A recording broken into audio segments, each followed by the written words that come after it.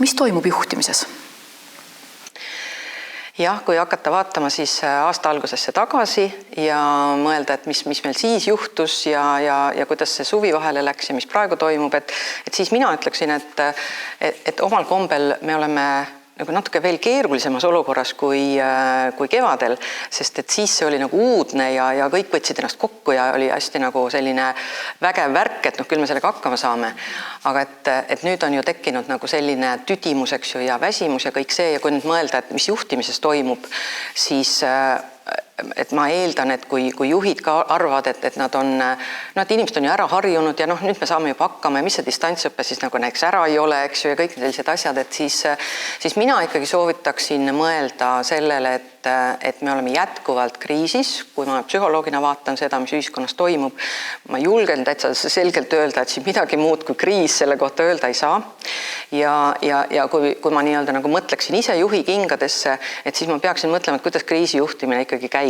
Et me ei tohiks nagu mõelda sellele, et lähme nüüd uuesti distantsõppele, et mis seal siis ikka küll saame aru, näiteks kui me räägime koolidest, eks ju, aga et neuroteadlased on ju näiteks pakuvad välja ka idee ja uuringutele toetudes, et inimese aju ei ole nagu väga õppimisvõimeline, kui ta ei tunne ennast turvaliselt ja kõik see, mis ümberringi toimub, ei saa öelda, et on turvaline. Siis mida ma veel nagu näen organisatsioonides ja ka läbi oma mitmete ja paljude klientide organisatsioonides, et tegelikult räägitakse väga palju läbipõlemisest ja see kuidagi see kurnatus ja see, et ma olen läbipõlemise äärel või ma vist hakkan läbi põlema või mul kolleeg põles läbi, ta võttis kuuks ajaks puhkuse või mitte puhkuse, siis haiguslehe tegelikult ametlikult, eks, aga et võt need asjad, et kui niimoodi siit ja sealt nagu ühest ja teisest kohast nagu vaadata sellele, siis juhina võib-olla võiks ikkagi see eeldus olla, et inimesed ei ole 100% töövõimelised, nende heaolu on nii palju kannatada saanud, et me peame lähtuma nagu sellest, et meil ongi tegelikult väga raske aeg, et me võime küll öelda, et positiivne psühholoogia on ikkagi ju väga tore ja ongi tegelikult väga tore. Nõus, hea. Ja ma olen kuulnud ka inimesi, kes ütlevad, et see jääb mind oksele, kui keegi räägib mulle mingist positiivsest psühholoogiast praegu, et olgem ikka rõõmsad, vaatame, päike on ju ikkagi väljas, eks ju. Et mulle tundub, et võib-olla ka juhi poolt vaadates seda niisugust seda sooja empaatiat, et lihtsalt nagu kuula nagu ära või et ole lihtsalt nagu olemas nii palju kui vähegi võimalik, eks. Aga sinu kogemusest ütle, millega alt on mindud? Mis vigu on tehtud selles 2 kriisi järjest suht ebastabiilses aastas nüüd, kui tagasi vaadata? Jaa. Üks teema võib-olla, mis tuleb meelde, on kommunikatsioon ja see, mismoodi on info liikunud ja see on tegelikult meil hästi erinevatel tasanditel ikkagi logisenud, me teame seda ja õpime kõik. Ja kui nüüd nagu mõelda jällegi, et koolijuhi tasandilt või kooli juhtimismeeskonna tasandilt, et siis ikkagi need asjad, mida nagu saab inimestele öelda, võiks ikkagi nagu kiiresti ära öelda, et kuidagi, tekib ka, et palju ma seda infot annan ja kas ma saan ausalt öelda või ma pean kuidagi ilustama või kuidagi ma pean valima selle info välja või et pigem ikka nagu siis ausalt, aga vähem. Et need asjad, mida saab öelda ikkagi nagu inimestele nagu öelda ja et selliseid segaseid sõnumeid, et me veel ei tea või varsti saame teada või et see vist ei aita praegu. Et mõnes mõttes mõnikord see, et minul ei ole infot ja tänane seis on see, järgmisel nädalal annan teile mingisuguse järgmise, eks, et see võib-olla on parem, kui nüüd kommunikatsiooni poolt vaadata. Siis ma arvan ikkagi, et taas kord me oleme nagu selles, mis kevadel nagu sai läbi käidud, et inimesed, kes peavad olema terve perega kodus ja tegema seal distantsõpet ja töötama ja tegema hullult koosolekuid ja siis toitma üksteist veel vahepeal, eks, ja mõned on ju õpetajad seal hulgas veel, eks, ja mõned on, eks ju, tervishoiutöötajad ja kõik, et kuidagi see, et meil on illusioon, et inimestel on nagu palju aega, kui nad seal kodus on, et kuskil käia ei saa, midagi teha ei saa, mis sul ikka on, et jällegi see on nüüd ka üks asi, mida praegu võiks nagu seda nagu ämbrit võiks vältida, et inimestel on tegelikult vähem aega, märgatavalt vähem aega praegu ja et ei saa nagu eeldada, et 100% nagu töövõime on inimestel või et seesama töökoormus, mis tavaliselt, et ma eeldan, et no mis ta seal kodus teeb, las teeb natuke rohkem, eks ju. Aga et võt see on küll, et kuidagi peab nagu arvestama, et inimeste ressurss on nagu nii piiratud praegu. Vaimne ressurss, eks ju, see stress võtab tohutult energiat ja et võt see oleks hea, kui nüüd inimesed kuidagi peaksid meeles, mis kevadel juhtus ja arvaks, et nüüd on kuidagi teistmoodi, et nüüd me oleme harjunud. Ütle mulle, kuidas sulle paistab, kas juhtide seas on ka just vaimset tasakaalu ja vaimse tasakaalu hoidmist ja toetamist vaadates? Kas seal on ka täna veel kasutamata võimalusi? On sul mõni soovitus, et mis meie 9000 haridustöötajat, mis nad saavad teha või tegemata jätta selleks, et see vaimne tasakaal kannaks, seda enam nad on ju ka eestvedajad? No ma olen ka kuulnud päris mitmetest koolidest, ega ju kõikide kohta ju ei tea, et tegelikult oli väga häid juhtimisi ja juhtidel oli ressurssi ja oli niisugust koostööoskust. Ma arvan, et siin aitaks kindlasti see, et kui koolijuht ei jätaks ennast üksi, et ta otsiks selle koostöö, looks mingi koostöökogu või kui tal ei ole seda, eks ju, igapäevaselt, et see siis muidugi regulaarsus ja rütmilisus. Siia kriisi ja sellesse muutusesse tulid nii väga digipädevad ja tulevikku vaadata julgevad kui ka suht staatilise olemusega töötajad. Sinu psühholoogi vaade, kuidas nendes inimestes võib olla ja mida seal peaks juht tähele panema? Ühtepidi, kui sul see digipädevus on nagu kergelt olemas ja sa oled juba eelnevalt, eks ju, harjutanud ja oskad ja võib-olla see on kohati nagu noorema põlvkonna õpetajate, aga mitte ainult. Ma arvan, et see ei ole nagu üldse vanuse teema.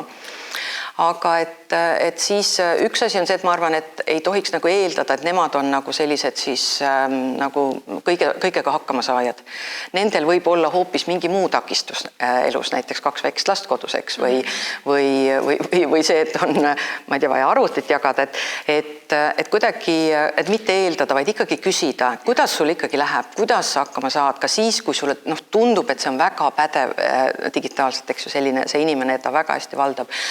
Aga et need võib-olla, kes ei tundnud ennast nagu väga mugavalt kohe nagu üleminekul, eks ju, sellisele distantsõppele, et ma ei tea, võib-olla selliseid niisugused mentorpaare oleks nagu võib-olla hea luua, et siis ma olen seda ennemgi mõelnud nagu koolides, et kui tuleb nagu noor õpetaja kooli, et siis sageli antakse talle vanem pedagoog, vanem õpetaja, kogenum õpetaja siis mentoriks, aga iseenesest sellel nooremal on juba sellele, kes on olnud pikemalt ju ka midagi õpetada ja ma olen seda ka eelnevalt rääkinud, et tegelikult nad võiks pigem nagu olla mentorid teineteisele selles, mida, eks ju, nad oskavad, et võib-olla ka seda oleks nagu praegu rohkem vaja nagu vaadata, et ka otsida neid erinevaid koostöövõimalusi siis ja just neid nagu oskuste vahetamisi. Sest mulle tundub, et koolitused praegu väga hästi ei pruugi minna, sest et see nõuab aega, see nõuab ajaressurssi on kõigil väga vähe. Aga just see, et me nagu näiteks valmistame mingisugused asjad koos ette ja olemegi näiteks 2 või 3 kesi, eks ju, teeme praktiliselt nagu kogemuslikku niisugust nagu koostööd. Et äkki see aitaks natuke. See on väga kindel soovitus. Minna tandemina ja minna mitte sellepärast, et sina oled nüüd see vanem, kes aitab mind, vaid et mis meil teineteisele anda on. Et me läheme nagu võrdne suhtes teadmisega, et meil tuleb koos üks eesmärk ära võtta. Haridusamet on välja kuulutanud selle õppeaasta klassijuhataja teema-aastaks. Klassijuhataja on kommunikatsioonikandja ja päris mitme muu rollihoidja veel lisaks õpetamisele.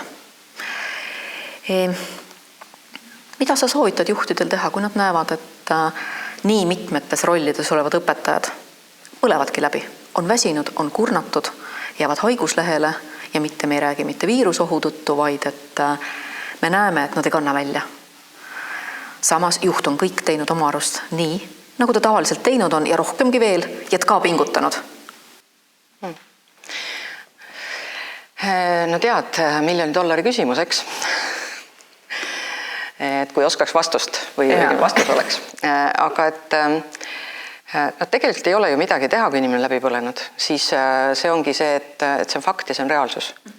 Siis on vaja talle asende leida või võib-olla keegi lapsevanematest näiteks mingi aeg võtab mingi koordineerimise üle või keegi, et noh, vot see on nüüd, selle juures ma ütleksin, et kui me lähtume jälle sellest, et see on äärmiselt ebatavaline olukord ja et see on väga kriitiline olukord ka inimeste jaoks, et siis tuleb ka nagu mõelda tegelikult nagu neid kastist välja nagu lahendusi.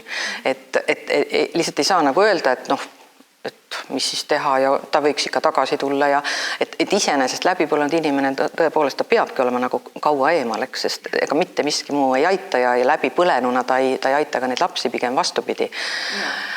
Ja just, et nagu kuidagi vaadata veel läbi, et kus veel on nagu ressurssi, äkki on kuskil vabatahtlikud tudengid näiteks appi tulemas või noh, mine tea, eks. Aga et seda ma mõtlen. See ilus ütlemine, eks, et see loovus ja kriis käivad käsikäes ja neid mõlemat ei tasuks nagu alaega üle tähtsustada. Ehk et ka nende vahel võiks ju mingil moel olla tasakaal. Ma olen selle peale mõelnud, et miks on nii, et mõned inimesed saavad nagu tõeliselt nagu niisugust jõudu ja tuld siis, kui nad on sellises kriitilises olukorras, eks ju, ja nagu natuke neile meeldibki, noh, et kui adrenaliin on kogu aeg nagu üleval ja nad saavad põnevusega nagu proovida neid uusi olukordi lahendada. Ja nendel inimestel tõesti, noh, tuleb lasta nagu siis põleda, sest noh, praegu on see aeg, millal siis veel. Ja millegipärast on mingisugune teine hulk inimesi, keda kriis tegelikult ikkagi nagu survestab ja lõhub ja teeb katki ja teeb haiget ja nad ei ole nagu, kuskilt ei tule nagu seda loovust. Ja jällegi peaks ju arvestama, me olemegi erinevad, eks ju, meil on mitmekesisus, me oleme isiksustena erinevad, see on nagu tegelikult hästi palju tõestust leidnud, et osad inimesed tulevad toime, kui on kriis, nad leiavad selle jõu enda seest ja teised ei leia ja no, peale leppimise, et nii ongi. Ja ma ei saa nüüd öelda, et kus see tasakaal on, vaata, võib-olla see ongi see, et kui ühel inimesel on nagu seda jõudu ja teisel ei ole, et siis ka võib-olla nad on samamoodi võiksid olla siis mingi aeg tandemina koos, et üks annab teisele äkki või et võib-olla tõesti nagu rohkem mõeldagi nagu selliste nagu erinevate niisuguste koostöögruppide või paaride, kolmikute, mis tahes, eks ju, juures, et mis võiksid nagu töötada ja kuidagi nagu toetada praegu inimesi, et nad ei jääks üksi selles, milles nad on. See on väga hea tähelepanek ja soovitus just nimelt võib-olla natuke ümber disainida oma senist juhtimismustrit, et nendes mustrites tekiks neid minigruppe, keda saab kaasata ja keda saab lühiajaliselt siia või sinna sutsakatena panna omavahel seda sünergiat leidma või ka siis teineteist pisut leevendama selles olukorras, kus nad parasjagu on.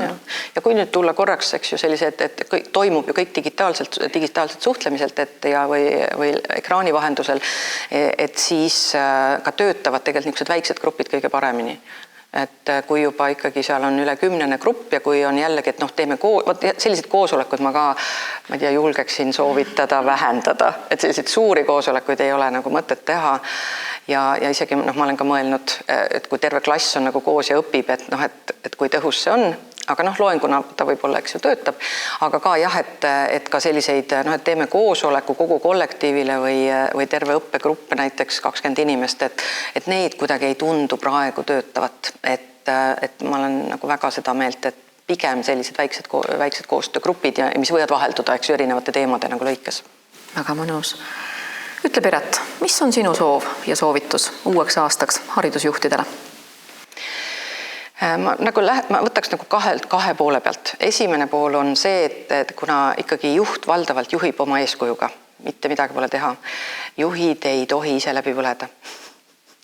Nad võivad küll põleda, aga nad peavad mõõdukalt põlema.